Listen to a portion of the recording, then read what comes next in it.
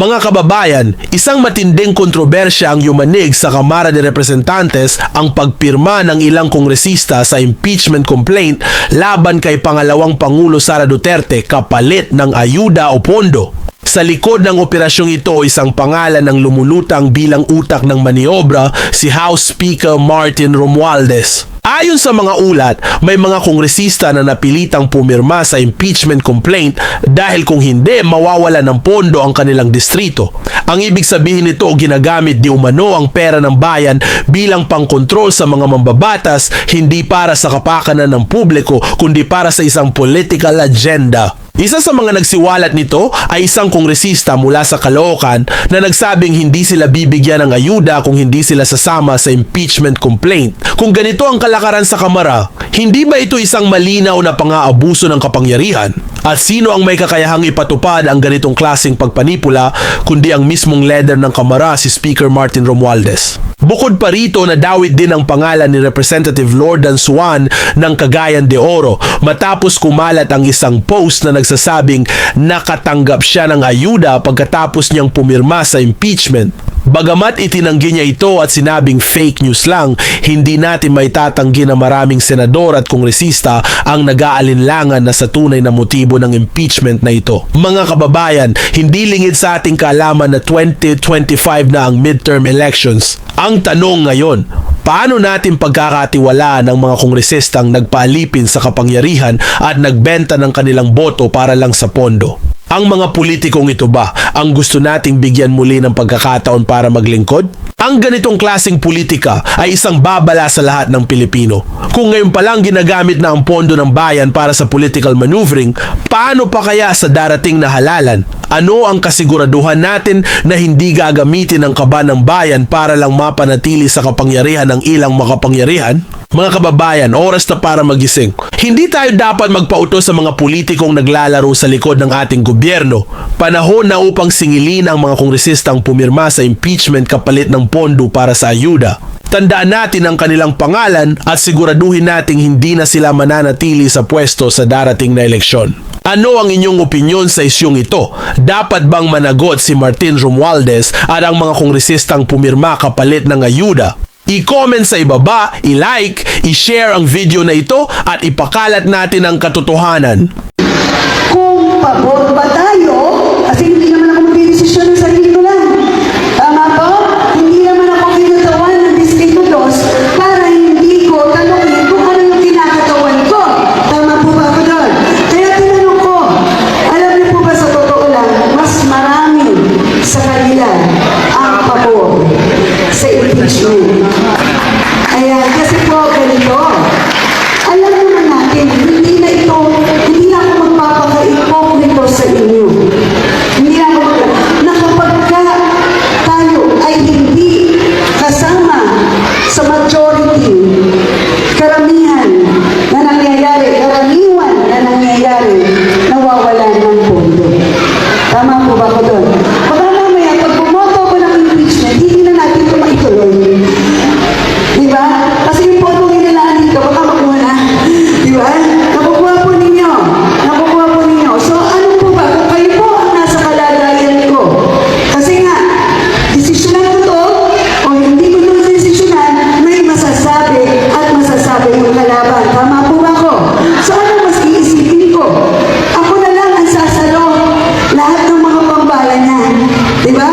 Pero ang importante, nasa link ko yun para hindi kayo mawalan.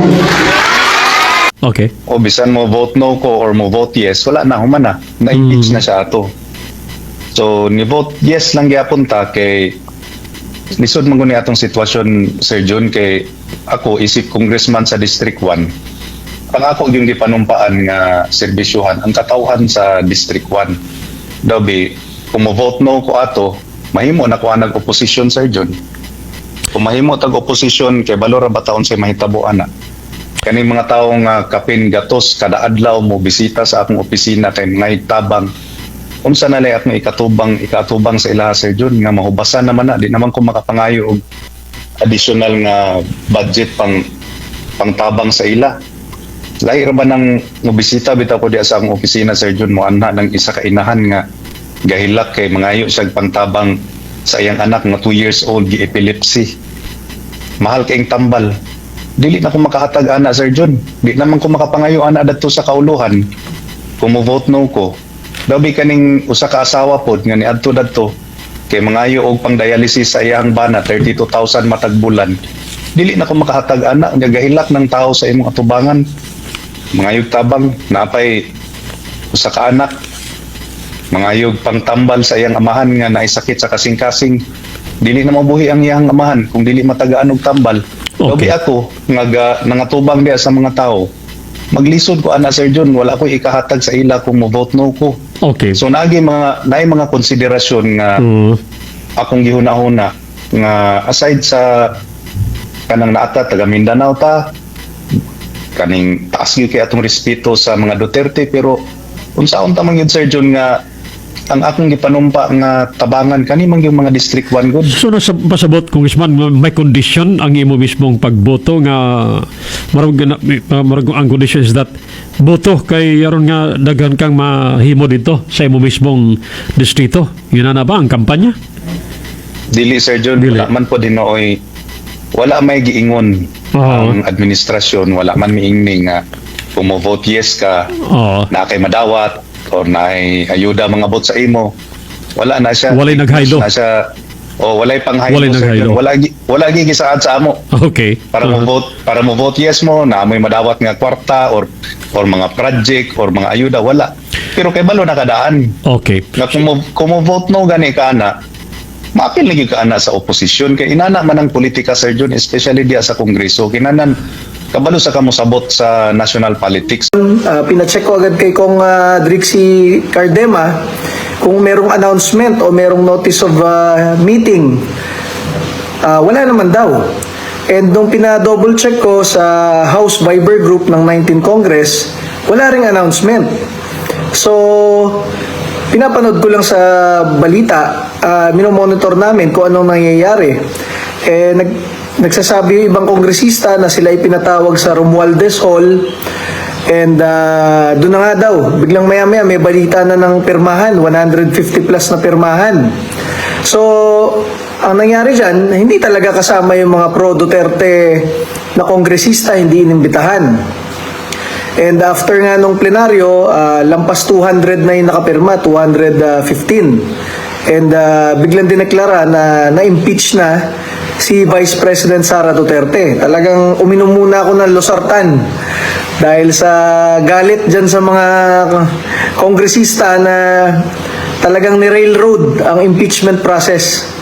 Palimbing na mga walang utang na loob na talagang mas inuna pa yung pondo at pera kaysa sa panindigan ang Vice President Sara Duterte na talagang pinapangalandakan nila dati pa na kanilang ninang, kanilang kumare, kanilang boss, kanilang kasamahan sa gobyerno na maraming naitulong sa kanila. Kung maaalala ninyo nung Quad Committee hearing kung saan hiniring si Pangulong Duterte, isa na nga lang ang nagtanggol doon. Duterte Youth Party List Congresswoman Cardema na lang sa buong araw na panggigisa.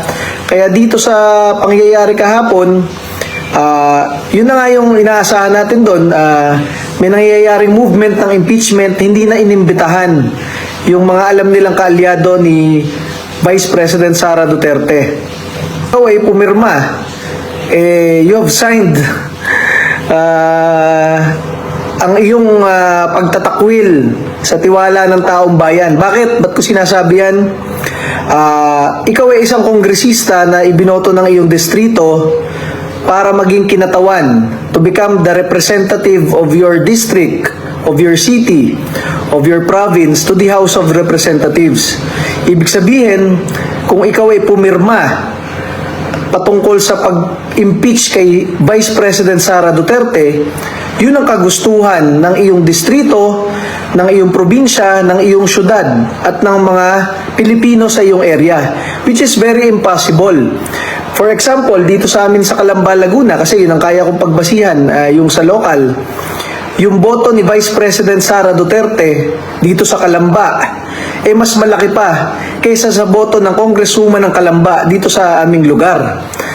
Ibig sabihin nun, kung bumoto ng impeachment yung aming Congresswoman Cha Hernandez, hindi ko alam kung anong nare-represent niyang constituency. Kasi mas marami pa yung mga taga-Calamba na bumoto kay Vice President Sara Duterte kaysa sa kanya. Ibig ko sabihin, ang kinatawan or ang representative, dapat nire-represent ang sentimiento at kahilingan ng mga nasa distrito nila, di ba? O nasa probinsya nila. So, nagtataka ako dito sa 200 plus na kongresista, 32 million ang bumoto kay Vice President Sara Duterte, pinakamalaking boto, pinakamalaking tiwala ng sambayan ng Pilipino sa buong kasaysayan ng Pilipinas. Sila ba ay bumoto ayon sa kagustuhan ng kanilang mga sinasakupan dahil they are representing the vote of their constituents? Sa tingin ko, hindi. Saan ka nakakita na 200 plus kayo, nagdesisyon kayo na bumoto to impeach Vice President Sara Duterte nang hindi man lang naghihiring patungkol sa detalye ng kanyang kaso, di ba? Sa kahit anong kaso, syempre pag kinasuhan ka, merong due process, merong rules-based, di ba? Katulad ng sinasabi sa Kongreso, dapat laging rules-based, di ba? Ang rules dyan, dapat i-determine muna kung yung impeachment complaint ay merong sufficiency in form and in substance. Then pupunta ito sa House Committee on Justice, puro abogado na kongresista doon. At doon, ipapatawag si Vice President Sara Duterte at yung mga complainant at titingnan yung mga ebidensya. Saan kayo nakakita na nagdesisyon sila lahat kahapon na i-impeach na si Vice President Sara Duterte nang hindi pa naririnig yung kinakasuhan, di ba? So, ni-railroad talaga yan, and I believe na itong mga kongresistang ito did not represent the desire and the support that of their constituency for the highest voted national leader in the history of the Philippines, which is Vice President Sara Duterte. Tulong sila sa administrasyon sa pag-distract sa taong bayan. Tama kayo sa sinabi ninyo, napakaraming problema ng bayan. At isa dyan, merong dineklarang food security problem. Baka magkaroon ng kakulangan ng pagkain, di ba? Hindi pa nga nasosolusyonan yung pinangako na 20 pesos na bigas. Magkukulang pa pala yung pagkain para sa 120 million na Pilipino, di ba? Pangalawa, yung isang sinabi ninyo, na bankrupt pala yung PhilHealth. Nililipat pa yung pondo, bilyon-bilyon, panggawa ng karsada. Pangatlo, alam nyo, hindi natin natatalakay na recently, yung kriminalidad at mga dorogista, ang dami. Sa bansa, saan kayo nakakita na 1-year-old, hino-hostage, 6 years old, pinupugutan, infant, ginagahasa na uli, 80 years old na lola, ginagahasa na uli, at kung sino-sino pang mga dorogista na alam nyo, yung mga kriminal ay hangung-hango, bangag, high on drugs, kasi yung kanilang mga ginagawa napaka talaga, hayop, di ba? So yung mga ganyang klaseng problema ng bansa, kasama na ng iba ninyong nabanggit na marami, yan ang problema ng Pilipinas. Yan ang state of the nation. So anong nangyari sa pamamagitan nitong impeachment approval ng House of Representatives? Una, tama kayo, na-distract ang taong bayan. Pangalawa, yung sa budget na sa BICAM na hocus-pocus na, yan ang malaking issue kasi nakasalang sa Supreme Court. Siyempre gusto rin nilang makakalimutan yan. Bakit? Nakausap ko si Congressman Ungab ng Davao City. Ang sabi niya, it is an election budget. Ang daming in-insert dyan na bilyon-bilyon na hindi na natin maintindihan yung mga naging insertion dahil dun pa lang sa BICAM report, blanco yung mga nakalagay, di ba? Sino mag-fill up ng mga blanco na yon? Hindi pa rin natin alam kung sino nag-fill up, di ba?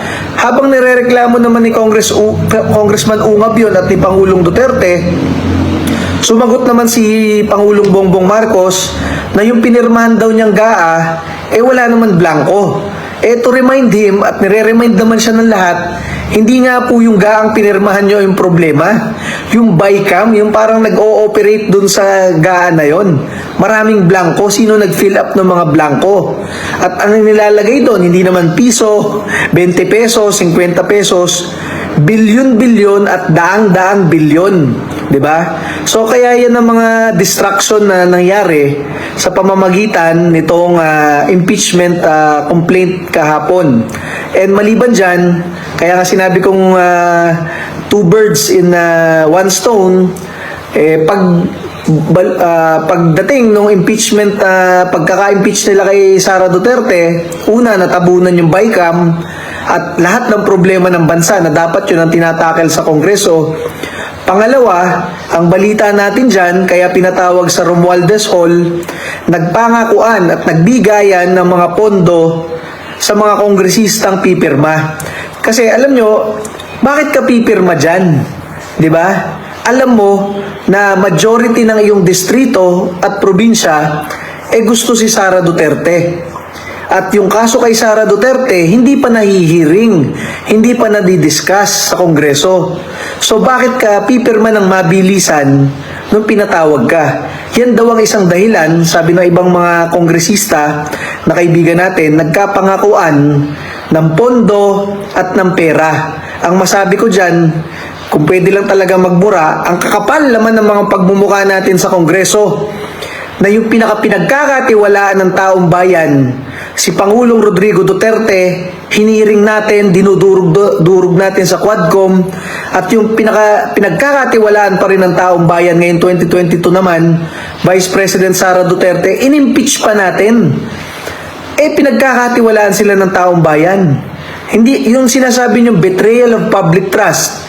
Nasa kanila yung public trust, nasa kanila yung tiwala. Kung merong betrayal of public trust sa gobyerno, ito yung mga mandarambong ng bilyon-bilyong piso sa Kongreso at yung mga kaalyado ng NPA na terorista sa Kongreso. Sila ang mga tunay na traidor sa ating gobyerno at sa ating bayan na dapat tinatanggal. Kaya lang, ang pinagtulungan ninyo ay yung pinagkakatiwalaan pa ng sambayan ng Pilipino. Kaya nga po, ang hiling ng Duterte Youth Party List sa ating mga Duterte supporters at sa taong bayan, tandaan ninyo yung pagmumukha nitong 215 na ito na kongresista, kahit kaibigan pa natin yan, kahit ninong at ninang pa natin yan, kahit mga nakasama pa natin yan, bakit kayo pumirma sa impeachment ng pinagkakatiwalaang government official sa bansa, sa kasaysayan ng bansang ito, nang hindi nyo chinecheck man lang kung ano talaga yung mga detalye ng kaso niya, hindi na hearing. Pangalawa, anong akala ninyo? Okay lang to, hindi halata to ng taong bayan kasi ang dami natin. Nagkakamali kayo dyan, tatandaan namin lahat kayo. Lahat ng distrito ninyo, lahat ng tinatakbuhan nyo ngayon 2025, tatandaan namin. At gaganti ang taong bayan para kay Sara Duterte at kay Rodrigo Duterte sa lahat ng pinaggagawa ninyo sa pamilya Duterte na sila ang nagdala ng tunay na pagbabago sa bansang ito. Tinarantado nyo si Pangulong Duterte at si Sara Duterte. Para saan? Para sa dagdag na pondo, para sa political survival ninyo. Wala kayong mga utang na loob sa mga tunay na pinagkatiwalaan ng taong bayan na nagpoprotekta sa taong bayan laban sa mga kriminal, durugista at NPA na terorista. Ito ang pamilya Duterte. Akala naman ng Administrasyong Marcos at ni Speaker Romualdez, nagamit nila itong makabayan. Ang totoo dyan, silang ginagamit. For 50 years, wala naman talagang loyalty ang mga yan. Ang loyalty nila ay nasa kanilang pagpapabaksak sa gobyerno. So ngayon, alam nilang mas malakas sa mga Duterte, makikipagtulungan sila dito sa administrasyong ito para pabaksakin ang mga Duterte. So, ayan, yung mga kaaway natin dyan, si convicted criminal Franz Castro, na hindi naman mananalong senador. Itong si Arlene Brosas, na wala lang rin naman. Kahit ginagahasang mga amasona ng NPA na nagre-reklamo, hindi rin naman pinapanindigan yung karapatan ng kababaihan doon. At ito si Raul Manuel, na isa pang taga-recruit ng mga kabataang Pilipino papunta sa NPA.